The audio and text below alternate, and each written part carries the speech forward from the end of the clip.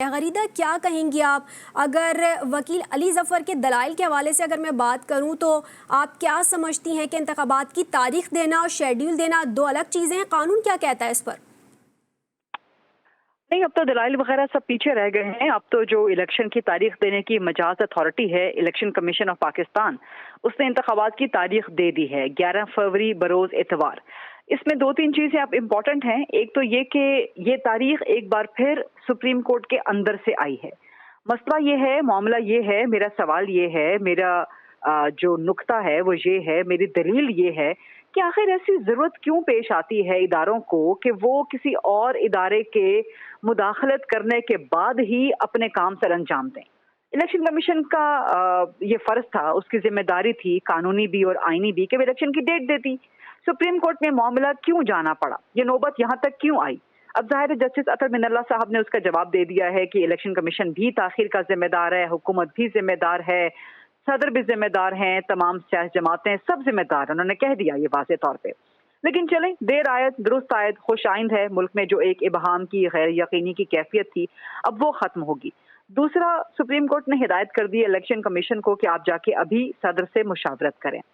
صدر اس سے پہلے ایک خط لکھ چکے ہیں الیکشن کمیشن کو، جس میں وہ بتا چکے ہیں کہ جی آپ کی نومبر کی کون سی تاریخ بنتی ہے 60 دنوں کی، جس پہ آج چیف جسٹس صاحب نے ہلکا پھلکا سا ایک طنز بھی کیا کہ جی صدر کی گنتی تو کم از کم ٹھیک ہے. لیکن اب مجھے امید ہے کہ صدر اس میں کوئی رخنہ نہیں ڈالیں گے اور 11 فروری کی تاریخ پہ الیکشن کمیشن کے ساتھ مشاورت کر کے اس تاریخ کو حتمی کر دیں گے. صدر کی طرف سے کوئی رخنہ ڈال دیا جاتا ہے، صدر اگر تاریخ سے ایگری نہیں کرتے، پھر ایک نیا بحران کریٹ ہو سکتا ہے. لیکن میں سمجھتی ہوں اور میری توقع بھی ہے، امید بھی ہے کہ صدر ایسا نہیں کریں گے. ابہام ختم ہو رہا ہے، تاخیر تو پہلے ہو چکی ہے، سپریم کورٹ نے بھی آج کہا ہے.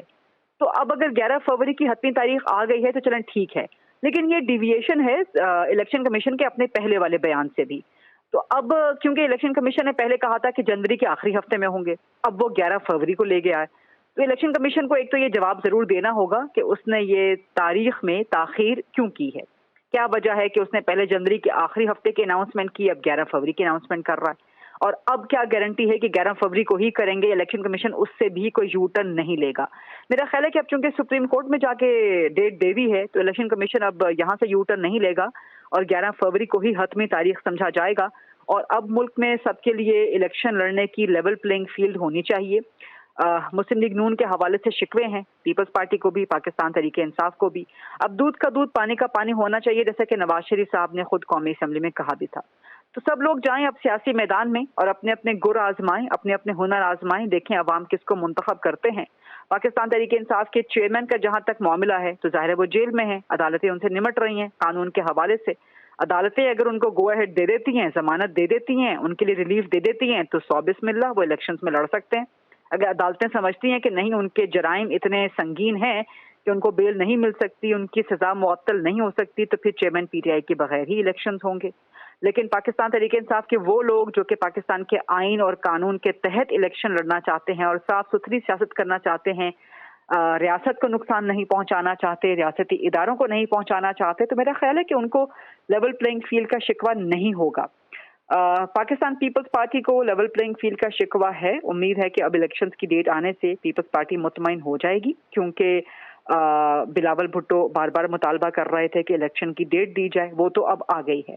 اب باقی جتنے بھی بیانات ہیں ان کو سیاسی بیانات یا الیکشن کیمپین کا ایک گرما گرمی سمجھ کے میرا خیال ہے کہ آگے چلنا چاہیے. لیکن بہرحال یہ خوش آئند ہے اور اچھا ہے. چند ایک سوالات ہیں جن کے جواب میرے خیال آ جانے چاہیے، اور ابھی دیکھ لیتے ہیں کہ صدر اس بارے میں کیا کہتے ہیں. سپریم کورٹ نے تو ہدایت دی ہے الیکشن کمیشن کو کہ آپ ابھی جا کے مشاورت کریں. تو دیکھیں صدر اس غریدہ پہ کیا آپ کہتے ہمارے ساتھ ہی موجود رہے گا، ایک مرتبہ پھر رخ کریں گے تنزیلہ کی جانب. تنزیلہ، جیسا کہ غریدہ نے بھی کہا کہ صدر سے مشورہ کیا جائے گا، آپ کیا سمجھتی ہیں کہ صدر سے مشورے پر بحران کیا کریٹ ہو سکتا ہے؟ دیکھیے، صدر جو ہے وہ بہت پہلے سے کوشش کر رہے تھے اور انہوں نے خط و کتابت شروع کر دی تھی جب دن پورے ہو رہے تھے نگران حکومت کے اسی وقت. اور اب اگر صدر اس وقت کو رکھنا ڈالنے کی کوشش کریں گے تو ظاہر ہے وہ بدلیتی کے زمرے میں آئے گا اور یہ نہیں سمجھا جائے گا کہ وہ کوئی آئین کی یا ریاست کی کوئی خدمت کر رہے ہیں. تو میرا بھی یہی خیال ہے کہ وہ رکھنا ڈالنے کی کوشش نہیں کریں گے، کیونکہ خود پاکستان تحریک انصاف جس جماعت سے ان کا تعلق ہے اور انہوں نے ہمیشہ जो साइड भी ली है वो उनको लोग कहते इस बात से उनके जो नाकदीन हैं उनका एतराज़ भी रहा है कि वो रियासत पाकिस्तान के सदर से ज़्यादा पाकिस्तान तहरीक इंसाफ के सदर रहे हैं। तो इनकी जमात बार बार ये मुतालबा कर रही थी कि इलेक्शन की तारीख होनी चाहिए। देखिए पाकिस्तान को जो इस वक्त मुआशी और क्रेडिबिलिटी का और सियासी जो बहरान दरपेश है उसमें हल यही है कि इंतखाबात हो जाने चाहिए।